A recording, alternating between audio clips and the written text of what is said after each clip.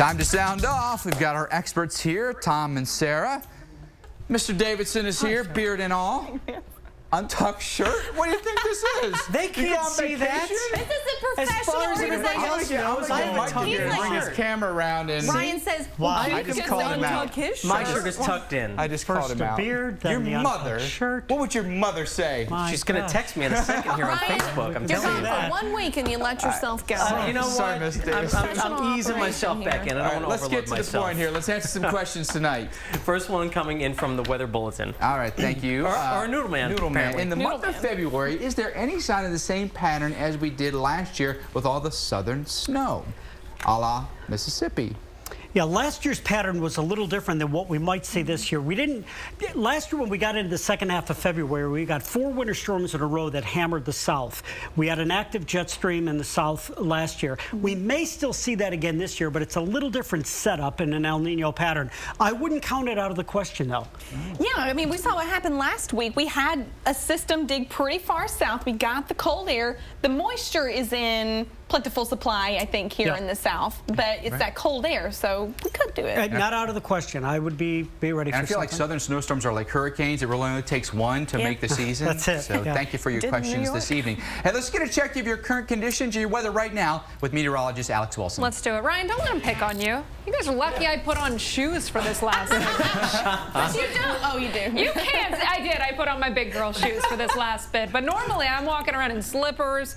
I mean, I should put my Snuggie on. Do you know what time it is? It's almost my bedtime. Hey, we've got rain across parts of the southeast. It's going to be a great night for sleeping. If you like sleeping with the raindrops falling on the rooftop, like I do, it's going to be a good one. Tomorrow, watch for thunderstorms, especially across Florida. That's where we're going to see the heaviest, steadiest rain. Up towards Seattle, you'll see the rain as well, but much of the west, notice dry and quiet. Denver looks good right at 50, 32 in Chicago. Now, on Thursday, we've got some Great Lakes snow showers across the southeast. Miami's going to be around 78. Once again, we're watching for the rain showers, the thunderstorms. Could see anywhere from 1 to 3+ inches of rain as we get into the end of the week across the Sunshine State. And notice on Thursday, that rainfall gets a little more expansive across parts of the west. So we're not talking just western Washington. We'll get down into parts of California as well. All right, Alex, thank you very much. Time for what we learned. Crowded house tonight, and that's a good thing. It means more knowledge. For me, it was from Dave Schwartz that the word albedo derives from albino, term for white.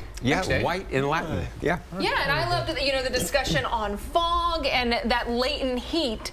A lot of people just go, you need a warm day, you need it to be 50 degrees and sunny, but there are a lot of other weather factors that come into play. Now, obviously, we'd all just really like that machine that you just throw all the snow in. Exactly, the big 10 snow seconds melter. is gone, Take but care of business, we'll take right? what we can get. Very expensive, yeah. I would say Ryan? so. And for the uber science nerds, we didn't cover this on the show, but Tom and I were discussing this before the show, that when you sublimate the snow into the air, it actually cools everything down and then will slow down the melting process. Yeah, it's a... All right, sorry. Why? What's so funny? We're having fun with camera angles. Ryan shot, We just creeped in on that. I learned something from an email Tom sent. Now, we get like 11 billion emails a day, but the Sierra snowpack, I thought they'd be way above average. Just a little bit above average. Shows how bad the past couple of years have been. And a long way to go. Yeah, they still got a while. And mine, like Alex, I mean, Tom, your chalkboard was fantastic. You know, a lot of times we just think a sunny day. So actually, a foggy day with warm, moist air over top of that snowpack is more efficient at melting it than just sunshine on the surface. That's very cool. Good. Same for me. yeah. You know, I think of what raining down, and then the snow or warm weather. But there are all these other things like a foggy day and all the condensation that takes place, releasing heat into the air. So many other processes. Yeah, I like Dr. Jeff Masters reinforcing the point of the billion-dollar disasters, and global warming may be playing a role in more intense storms. So that was what I learned. All right, thank you all Nobody very learned much. when thunder roars, get inside. No one? Get inside. I learned that when thunder roars, you can do a lot of things. Go inside, go indoors. It's always fun. We kid because we care. Get the heck in the house, everybody.